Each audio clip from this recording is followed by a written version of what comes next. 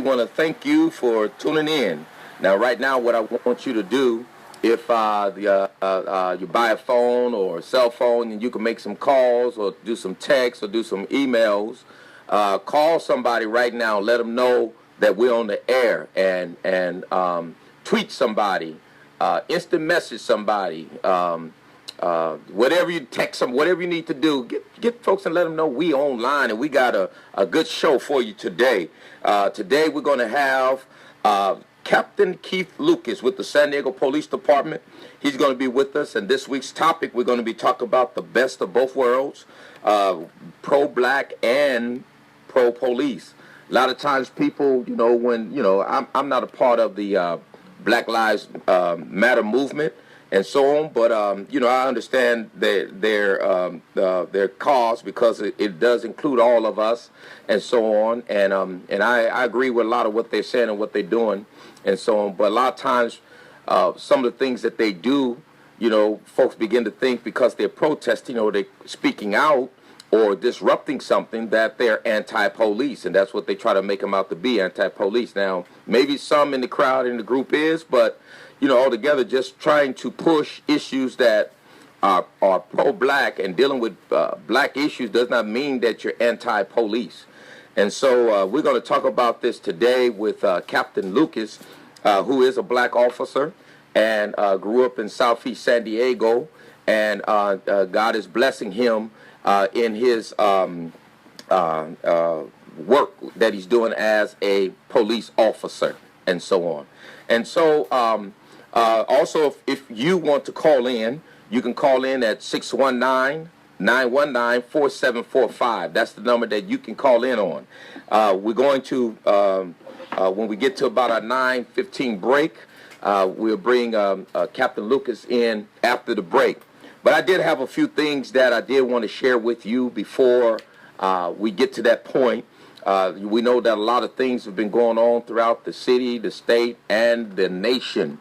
And I'm more like a local focused type person of dealing with issues. But dealing with the local issues, a lot of times it ties you into the national issues. And sometimes the national issues tie you into the local issues.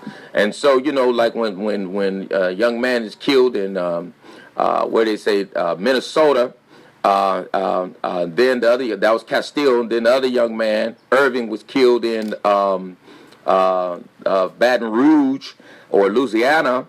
We look at that and say, well, how does that affect us here? But when people are watching it all the time on Facebook, seeing it on the news all the time, and looking at a young man dying, after being shot, for what we don't know all the facts right now, but what we've seen thus far, it seems like for no apparent reason, in the sense of the individual pulling out a gun and pointing and getting ready to kill someone, and just to see these folks die. And we see this all the time.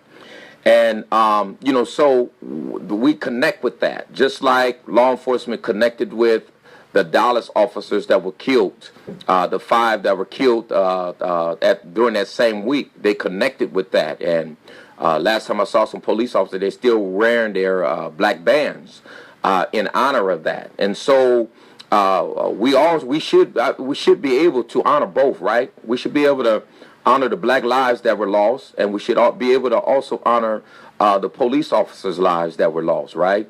We should be able to do both, but a lot of times there's divisiveness and there's divisions that is placed between us, and these political pundits, and who I really have a problem with.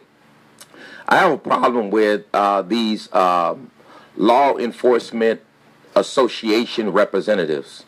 The ones that say, he's with the San Diego, not San Diego, but he's with the Thus and Thus Law Enforcement Association. They come on TV, news, or whatever, and they kind of scare me the way as hostile they are and the attitude that they have and the way they think, And so me being a black man, I'm not going to always say that just because a black man gets killed, that he was wrongly killed, But it seems like these law enforcement association representatives, whether the president or whoever, never see any wrong in what a police officer does. And that's the problem that I have with them, and their hostility and the way they talk and the way they act and going off disrespectful, even disrespectful to our president, President Obama. Now, with me, the Bible says, do not speak evil about the ruler of your people.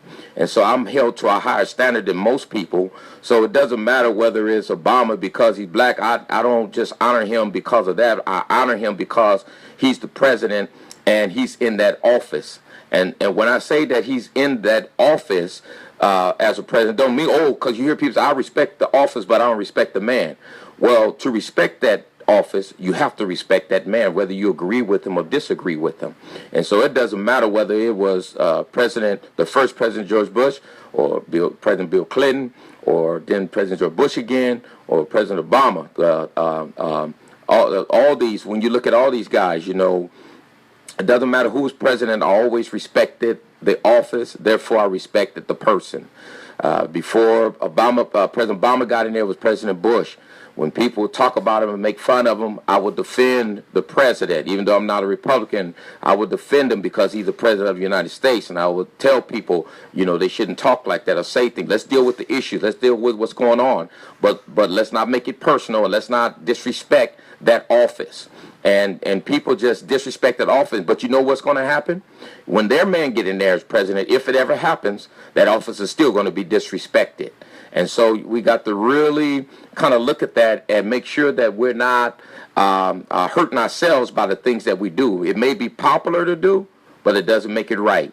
And so I really have issues with that. And so these law enforcement associations, they just seem to have no respect for the office, and to a large degree, unless they bring a black police officer, that's what the association, representative association on there, for the most part, it seems like they don't even care about black lives, So the thing you got to understand about Black Lives Matter is that, and you hear this all the time, is that it's not about saying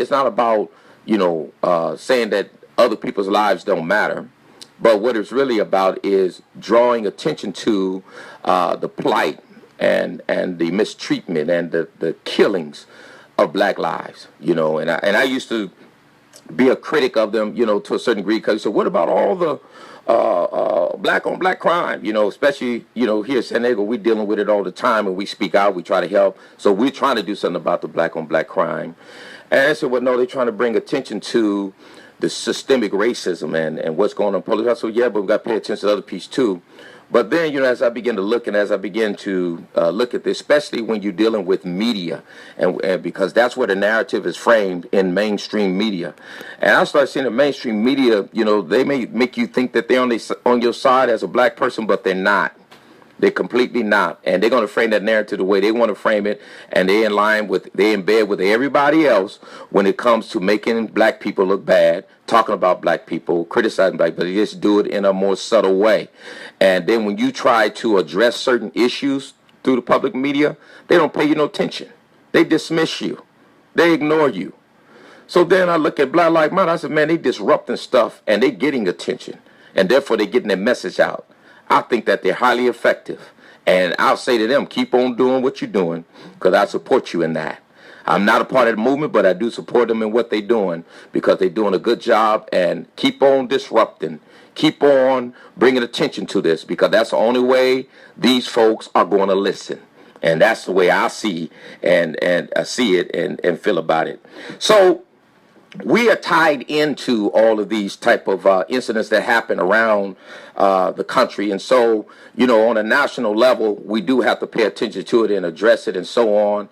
But charity begins at home. And then we move outside of our home into our community, into our city, into our county, into our state, and into our nation. But we got to begin where we are.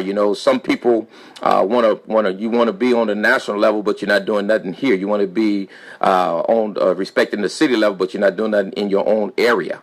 And if you're home and together, you can't do nothing nowhere else. So we got to make sure we cover all our bases and all our grounds. All right. So before we move on, and we're going to get to this great interview with Captain Keith Lucas in a few minutes here, right before we take our break.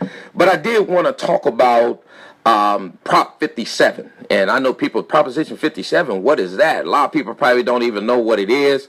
And maybe the first time you heard about Prop 57 is when you heard Mayor Kevin Faulconer come on TV and have a press conference and talk about Proposition 47 with Mark Class. Now, Mark Class, lost his daughter, and we understand that.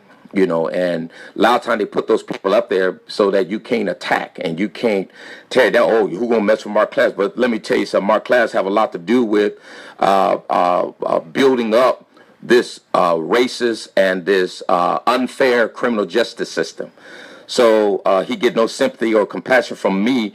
Yes, from loss of his daughter, but not from the stuff that he's trying to do, because he's a cause of it. They built the Strike 3 system based on what happened to his daughter and him promoting and pushing that.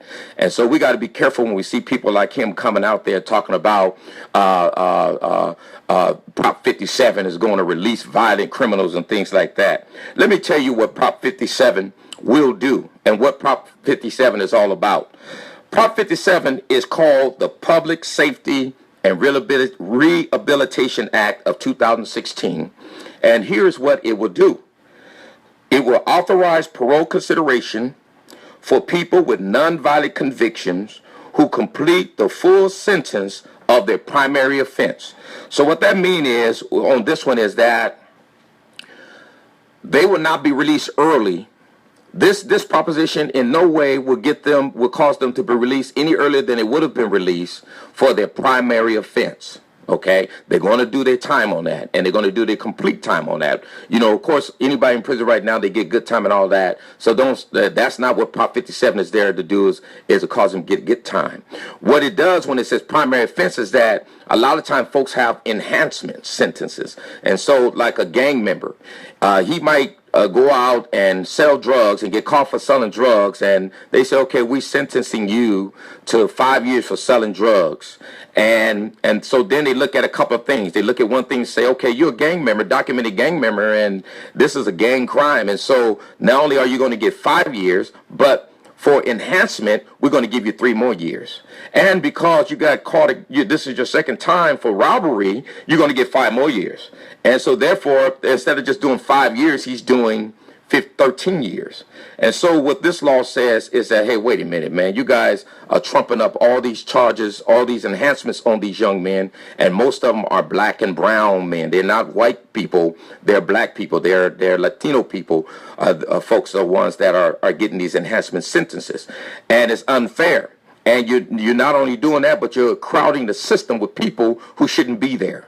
And so what we're saying is that once you complete your primary sentence of that 5 years, and whatever good time is added to that, if you demonstrate that you have been rehabilitated, you took advantage of whatever programs they had in prison, and got yourself educated, and you've shown that you have changed and that you're on the right path, and you've done your time, then you go before the parole board, and they can decide that you can get out instead of you doing those additional enhancements, okay?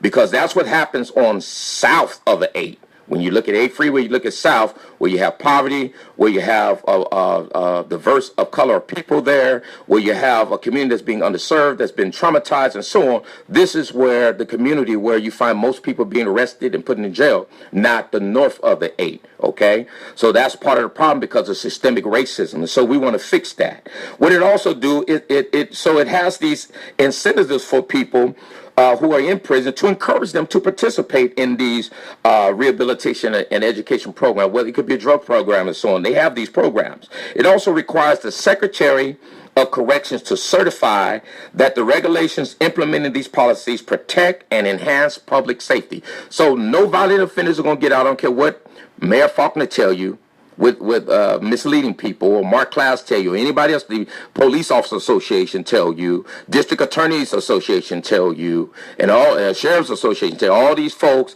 that's against it because they want the prisons to be crowded so they can continue to get money, and they're the ones that's created this us against them type thing. If they would just leave us alone, leave our communities alone, and let us live, wouldn't have these problems. But they're creating these problems because they want to lock us up. They want us to go to jail and stay there forever. They would give you life if they could. They have no compassion, no sympathy, and so, or no empathy, I should say. And so we have a problem with that. And so, but the Secretary of Correction was certified that the regulations implementing these policies protect and enhance public safety, so no violent offenders will get out. And here's another good one. It required judges rather than prosecutors to decide whether a youth as young as 14 years old should be tried as an adult. And so I just found out there, I didn't know what term they were using, but they call it direct filing. And that basically dealt with is that a prosecutor can directly file right now a person that's 14 years old, between 14 and 18, try them as adult, depending on what crime they commit. So what this says is that it's not up to the prosecutor. It'll be up to the judge. And then guess what? Not only is it up to the judge, but it mandates that the judge carefully review all the circumstances of a youth's crime, why it was committed, how it was committed, how he is involved, and his life before making a decision of whether the young person should be charged as an adult. So we're going to go ahead and take us a break, and when we come back, we're going to come back with Captain Keith Lucas. All right, so stay tuned. We'll be right back after this. All right, welcome back to KBLKRadio.com. This is your host, Bishop Bowser, on What's Happening Now. And we thank you for staying with us. And now we're going to go ahead and move into our second session of this radio show today. And we have with us Captain Keith Lucas with the San Diego Police Department. Captain Lucas, thank you for being our guest today, and welcome to What's Happening Now. Hey, Bishop Bowser, first of all, thanks for having me. And if I haven't already, congratulations on the radio show. It's my pleasure to be with you this morning. And it's a pleasure to have you on, and so on. And so, you know, there's a little bit that I want to read here, and then we can jump right into the show and so on, because I have some questions and things for you. But I do want to read something for you and our audience just on community policing. And it comes from, I got this information from the President's report on law enforcement in the community, 21st century policing, I guess they actually call it. But let me begin reading this. This is according to the final report of the President's Task Force on 21st Century Policing, and it comes from the Office of Community-Oriented Policing Services, and they did this in this report May of 2015. And so one of the things he said is that since the 1990s, policing has become more effective, better equipped, and better organized to tackle crime. Despite this Gallup, though, the Gallup poll showed that public's confidence in police work has remained flat among some populations of color. Confidence has declined a lot in those areas. This decline is in addition to the fact that non-whites have always had less confidence in law enforcement than whites, likely because the poor and people of color have felt the greatest impact of mass incarceration, such that for too many poor citizens and people of color, arrests and imprisonment have become an inevitable and seemingly unavoidable part of American experience. Decades of research and practice support the premise that people are more likely to obey the law when they believe that those who are enforcing it have the legitimate authority to tell them what to do. But the public confers legitimacy only on those they believe are acting in procedurally just ways. Procedurally just behavior is based on 4 central principles. Number 1, treating people with dignity and respect. Number 2, giving individual voice during encounters. Number 3, being neutral and transparent in decision making. And number 4, conveying trustworthy motives. Research demonstrates that these principles lead to relationships in which the community trusts that officers are honest, unbiased, benevolent, and lawful. And so one of the other things that they said, that if police are to carry out their responsibilities according to established policies, those policies must reflect community values Law enforcement agencies should collaborate with community members, especially in communities and neighborhoods disproportionately affected by crime, to develop policies and strategies by deploying resources that aim to reduce crime by improving relationships, increasing community engagement, and fostering cooperation. To achieve this end, law enforcement agencies should have clear and comprehensive policies on the use of force, including training on the importance of de-escalation, mass incarcerations, mass demonstrations, including the appropriate use of equipment, particularly rifles and armor, personnel carriers, consent before searches, gender identification, racial profiling, and performance measures, among others, such as external and independent investigations and prosecutions of officer-involved shootings and other use of force situations and in-custody deaths. These policies should also include provisions for the collection of demographic data on all parties involved. All policies and aggregate data should be made publicly available to ensure transparency. And so what do you think about that, Captain? Well, I honestly agree with it. Okay. And Bishop, we worked together for a few years now, and I Yes. think having done that, I can honestly and happily say, well, first let me preface everything I'm going to say with this. Mm-hmm. There's always more that can be done. Right. Nothing is perfect. Right. And our relationship with the community, although I think it's pretty good, Right. always get better, and there's always room for improvement. Right. Period. Right. No doubt. But with that being said, I think when it comes to procedural justice, Mm-hmm. emotional intelligence that we teach our officers, Mm-hmm. confronting their own personal biases, and that's also part of our training. Those are hot topics right now. But Right. we've actually been doing those things, incorporating those things in our training for at least a couple of years now. Okay. And I think that along with other things, if you look at the number of community events that the department has, it's about 1,100 per quarter or every 3 months. Now, Right. meetings, parades, fundraisers, town halls, and as well as I do, you can reach out to me and you can reach out to the chief, Right. and get her here at any time. Right. That's the reason I'm on the show. Right. You just gave me a call and, hey, yeah, I'm absolutely here to do whatever I need to do. Again, all this being said, there's always room for improvement, but I agree with all those things you read, Mm-hmm. I'm happy to say that although there's still always work to be done, Right. I feel like the department is doing pretty good in those areas. And honestly, I think when you see how well we work with the community, Mm-hmm. it's a testament to that. I Right. mean, CAS, the Compassion Project, Mhm. we've done some great things Mm-hmm. as a team with those great organizations I know that you're a part of. Mm-hmm.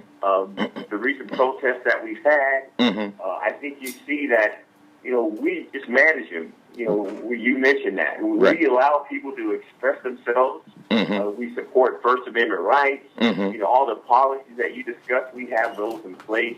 Also involve shooting, Mm-hmm.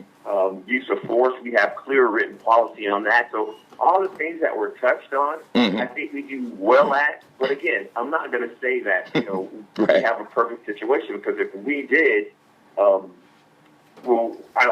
may not even be on the show because things would be perfect. But, Right. but we do have great dialogue with the community, I think.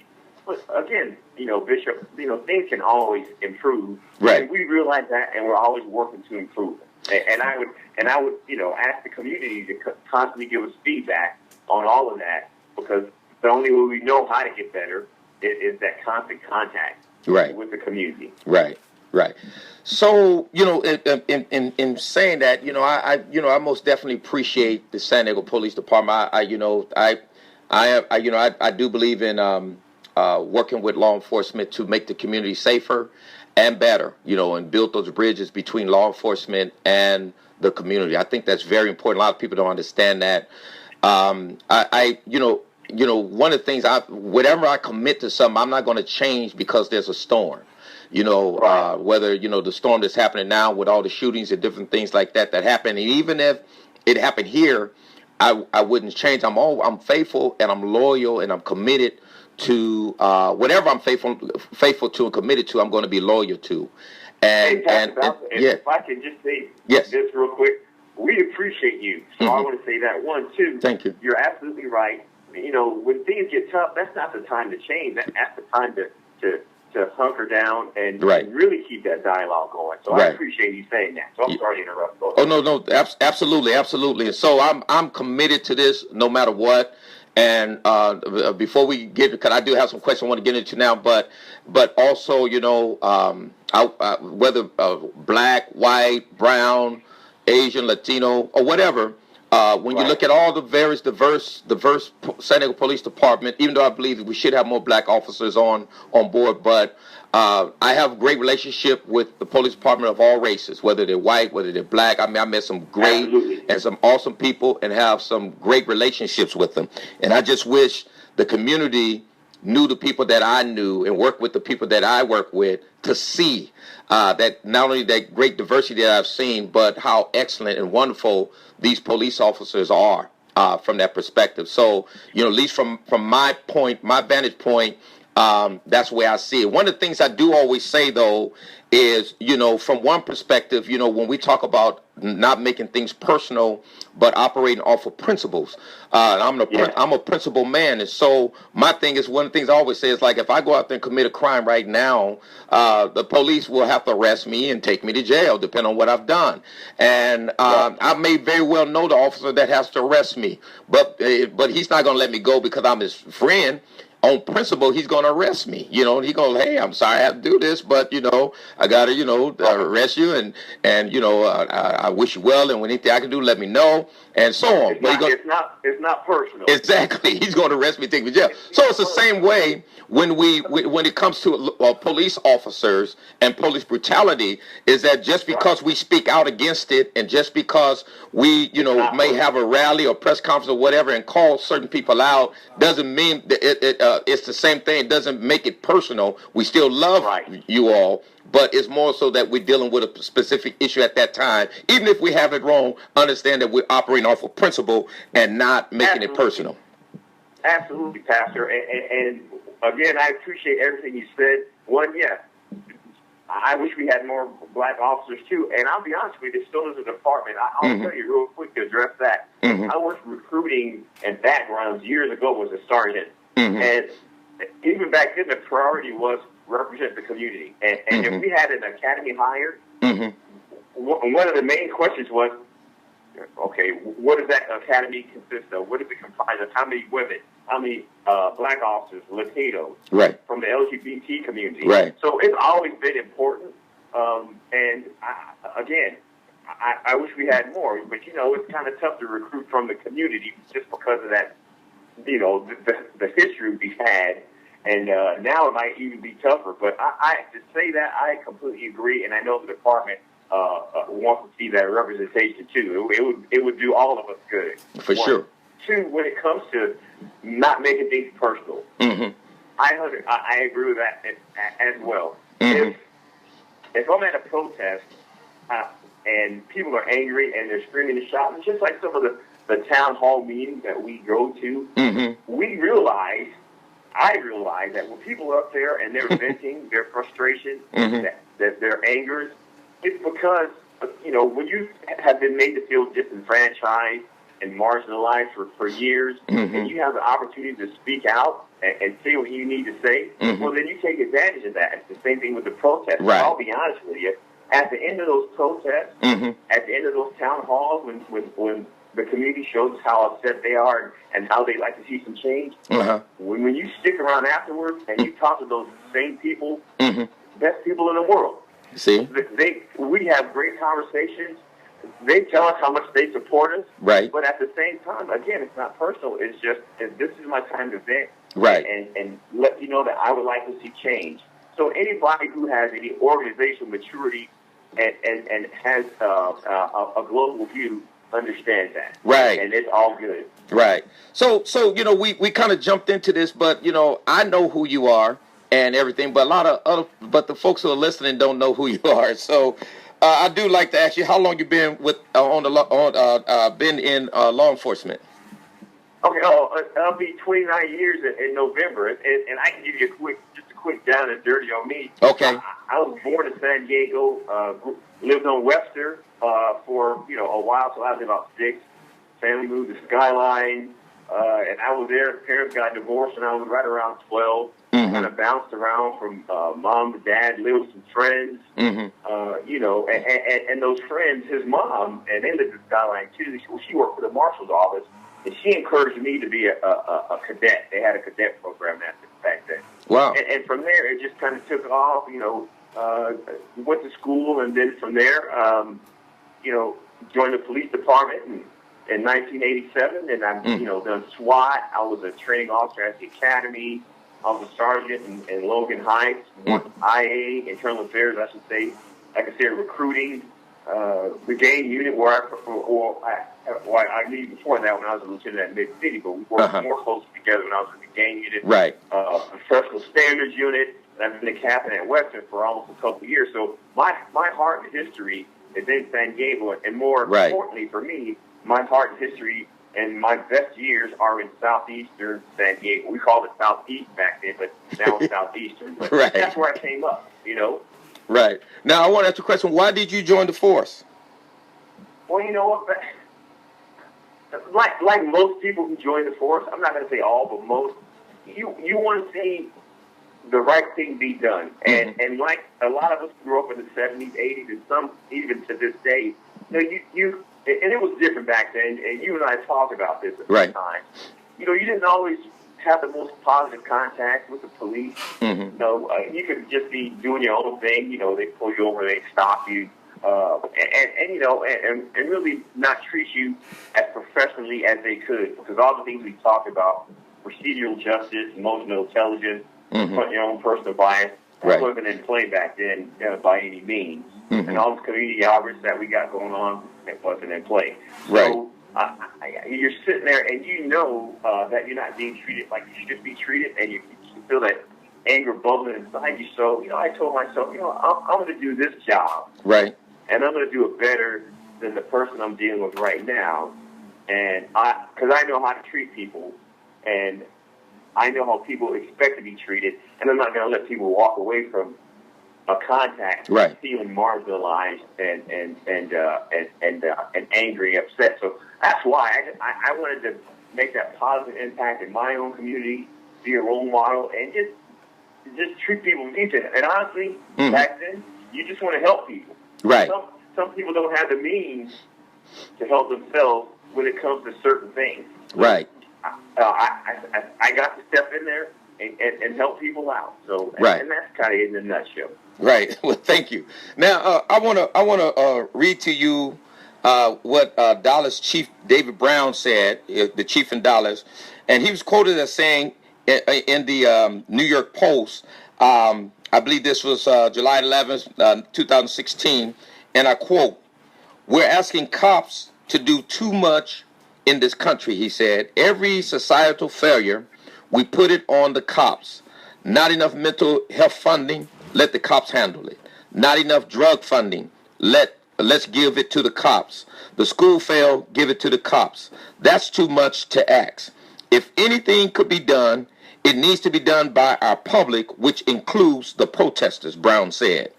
And don't be a part of the problem. We're hiring, the police chief said. Get out of the protest line and fill out an application. Now, Brown was also asked about his perspective as not only a black man, but also as a black cop in Dallas. And here's what he had to say. He said, "I've been black a long time." He quipped to reporters. It's my normal to live in this society with a long history of racial strife. It's a much better place than when I was a young man here.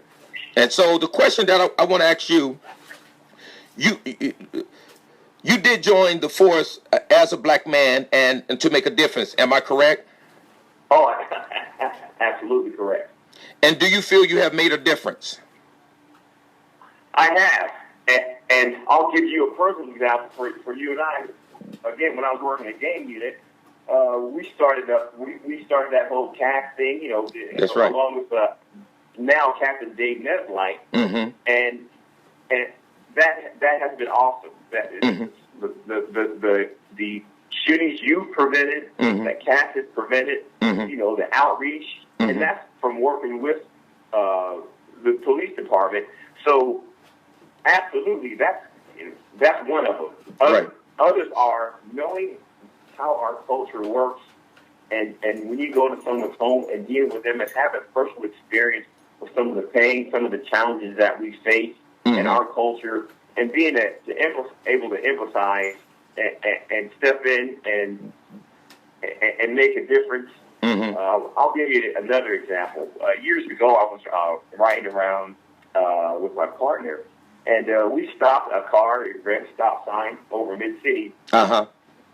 Four African American males, young guys. We walk up, and I could tell in 15 seconds, just a group of nice school kids. So, long story short, the driver's mom was working a couple jobs, like my mom had to do, and she sent him to the store to pick up a couple of grocery items, but he didn't have a driver's license. And I'll be honest with you, my mom used to do the same thing when I didn't have a driver's license. Right. And I had the option to write him a ticket and tow the car, but you know what? Why would I do that? This is his mom's only means of transportation to get to the two jobs she's working.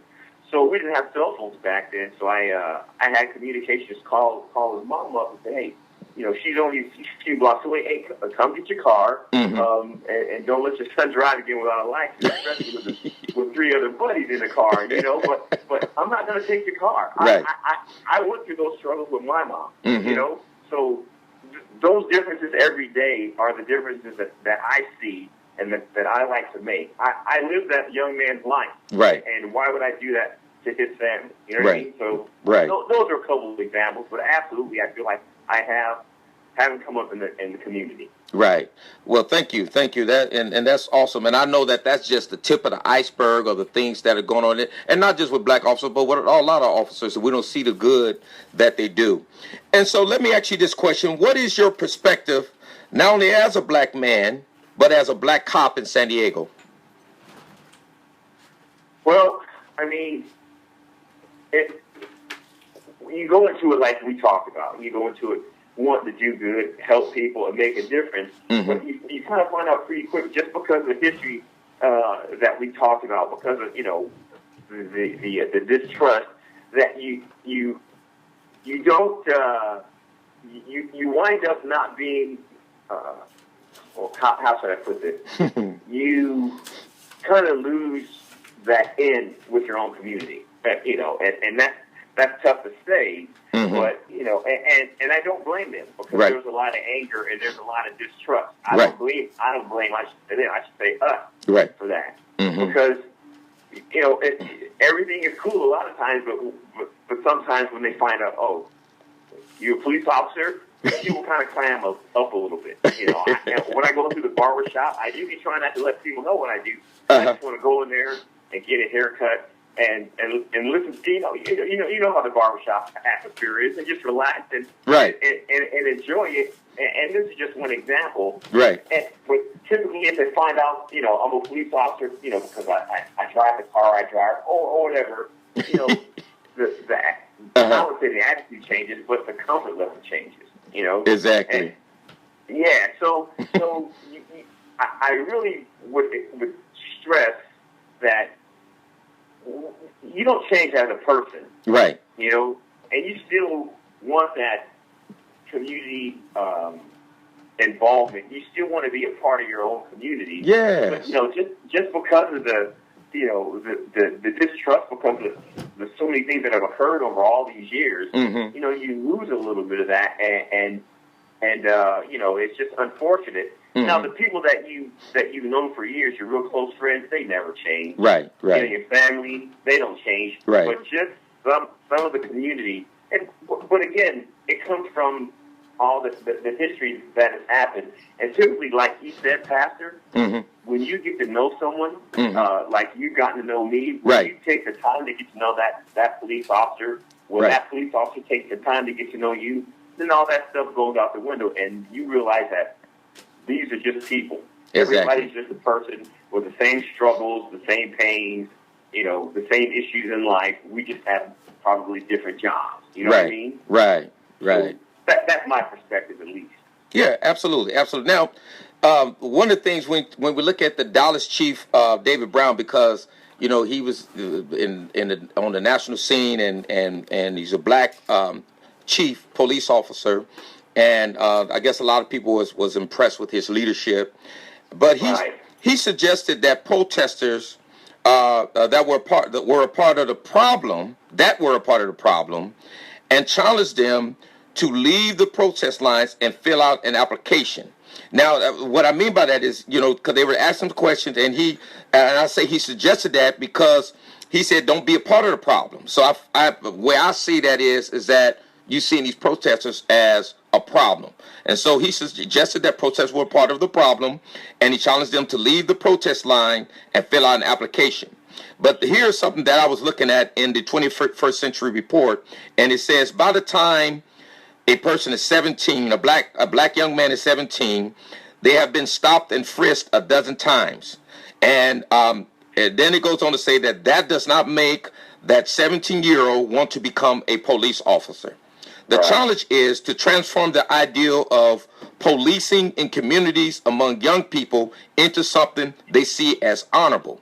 And some of the things that you were just talking about is very important. Like you go to your barber, you go to the grocery store, you come out to the park, go to an event, and just as a person, but they also can see you as an officer and kind of get comfortable with that. Oh, it's okay for that.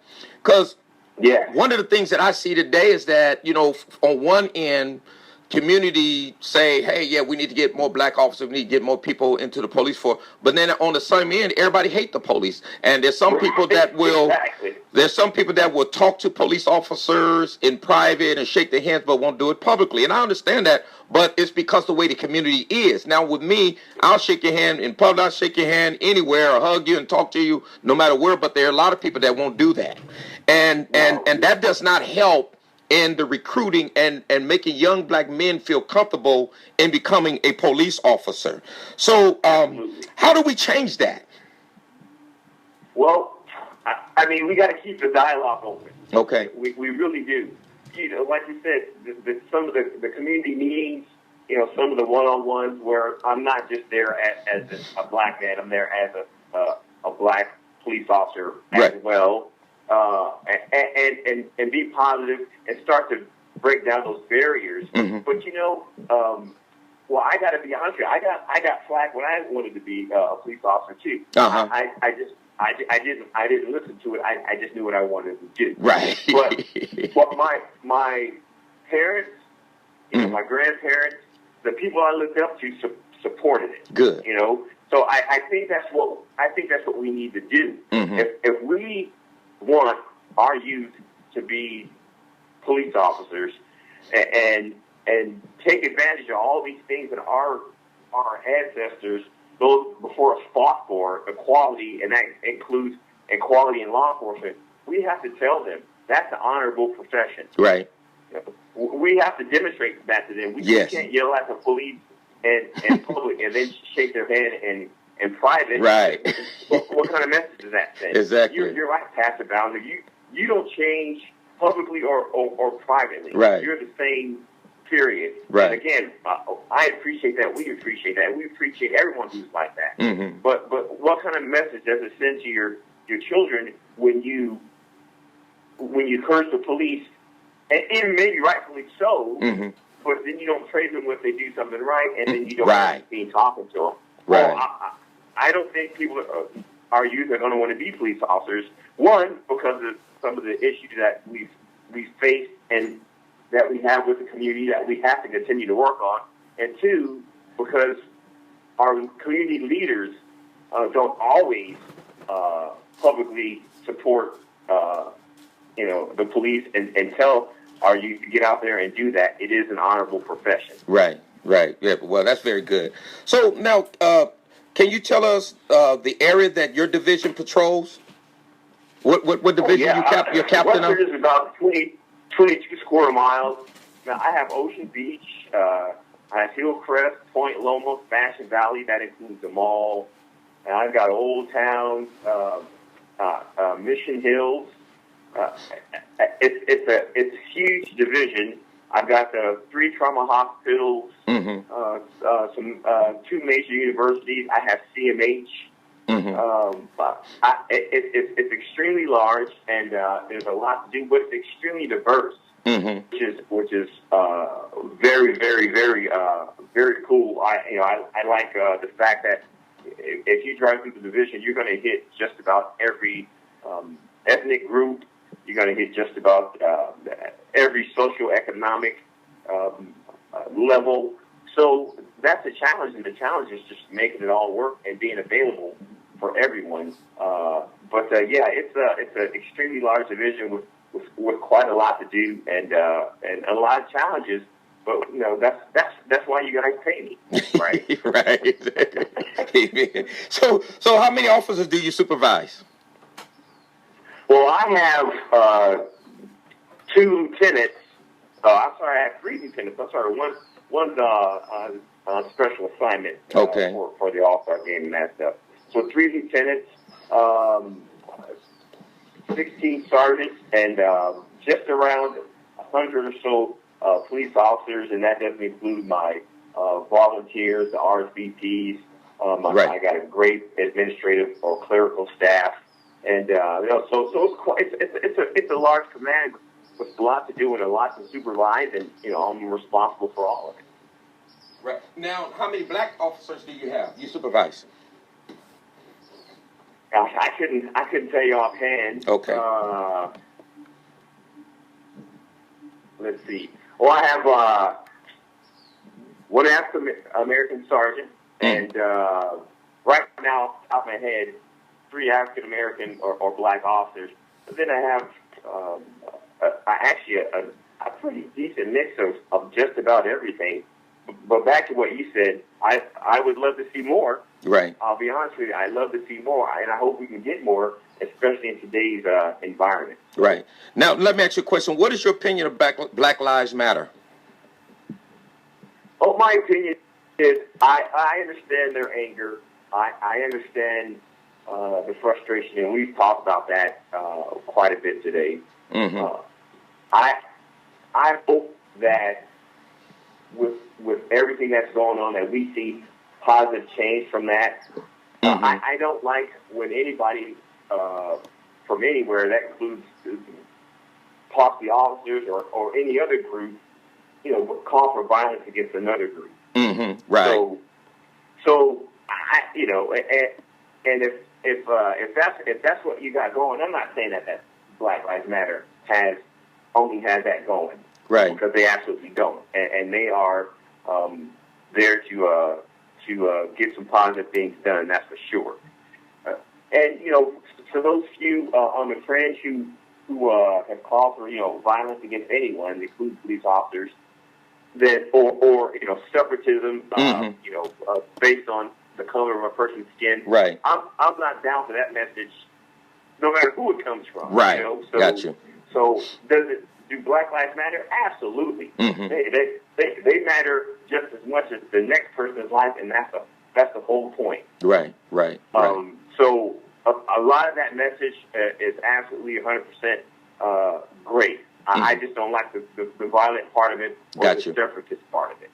Got you. Now let me ask you something in regards to that. When you say the violent part of it, what violence, as far as Black Lives Matter is concerned, that there's been? The one protest where I think they were saying pigs in a bacon. I heard about that. Crime like bacon. And that's inappropriate. Yeah, that's hey, let's sit down and talk, but let's not call for anybody any harm to come to anybody. Exactly. Yeah, I agree. That's all. I agree. Especially if Black Lives Matter own that. If they own that, then they got a problem. I mean, of course, I'm not a part of that movement, but if they own that, then they got a problem, and they should, those kind of things. And now that, but those that hate them and are against them are going to use that against them when they get out there and say stupid stuff like that. And so most definitely you have to be careful. You lose some of your credibility when you call for violence. Yeah, absolutely, absolutely. So now, is that the whole group? I'm not saying it is. I just know that when that popped up, it kind of broke my heart because I mean, it's like we're all better than that. Mm-hmm. We're all better than violence. We're all better than separatism and saying one group is better or worse than the other. Because for me, I'm a man of faith. Amen. I believe in the Lord. Yes. And that means that we're all equal in my eyes. That's right. That's right. Where I'm coming from. Absolutely. Absolutely. So now, with the awareness and attention that is given to, police brutality in this country, is this a good time or a bad time to be in law enforcement, especially as a black officer? Well, I don't know if you caught the news this morning, but no, I didn't. It's 2 or 3. More officers were shot. And for real today? 7 were shot, from my understanding, and at least 2 or 3 are confirmed deceased. Oh, so wow! In that sense, it's tough to be a cop these days. It's tough to be an officer, but then again, it's a good time to be an officer, especially a black officer, because this is the perfect time to make that positive change. Right, exactly. This is an opportunity for us. Right. So we have to look at it that way. I just hate to see it just breaks my heart to see the violence. It just breaks my heart to see, that we can't come together, even in the toughest times, in dialogue. And I should say we, because we do. And with the recent shootings in Dallas, the community outpouring, especially in Southeastern, was phenomenal. Right. I just would love to see all of us be able to do that, and not take that one fringe person who makes relationships back away. Right. And that's a law enforcement side and the community side, both sides. Right. Now, we have a couple minutes left, but I did want to ask you a question, but I want to make a statement first in regards to, number one, if there was the shooting, whatever happened this morning, I don't know about it, but sorry to hear that. But number two, one of the problems that I have, and it's an issue that I do have, I've been watching the mayor, our chief, I should say, Chief Zimmerman, and District Attorney Bonnie DeMas. They all responded appropriately to the officers that got killed in Dallas, but I heard nothing from them with the young men that got killed in Minnesota and in Louisiana. And it kind of, like, with the black community, we're affected by all of that, and it kind of make us feel sometimes that it's a one-sided story, and folks, and that's why this Black Lives Matter movement catch momentum and people begin to move with it, because it really seems like people only speak on have something to say when it has to do with law enforcement, but nothing to say when black lives are wasted and lost in the streets. And so, and I don't look for you to make a comment about that, but have you yourself, when you hear these things, I mean, is there some kind of rule that restrict you guys from speaking out and saying, oh, that was wrong or anything like that? Or how, what code of conduct do you guys operate on with that? Because right now in our communities, we kind of feel like it's a lump-sided story. Yeah, I wouldn't say that there's any kind of policy or rule that prevents the chief or the mayor from speaking or saying what they feel is necessary. I imagine that when they feel comfortable or when they have the facts or when they want to make a comment, that's something that they would do. As to why they didn't on those or others, I couldn't answer that for you. Okay. But again, Pastor, that's why we have open dialogue. That's why the chief has a chief's advisory board. Mm-hmm. Those are perfect questions that can be asked and heard directly. Yeah, absolutely. Absolutely. So, I want to thank you for tuning in and staying with us. We ran out of time, so we got to go. Thank you, Captain Lucas, for being on with us today, and look for more dialogue with you and with other officers in the San Diego Police Department or law enforcement in the County of San Diego. And want to thank all our listeners. Tune in next week again to KBLKRadio.com to What's Happening Now. God bless you. Thank you, Bishop. Yes, thank you. For having me. Thank you, and God bless you, and hope you tune in next week. God bless.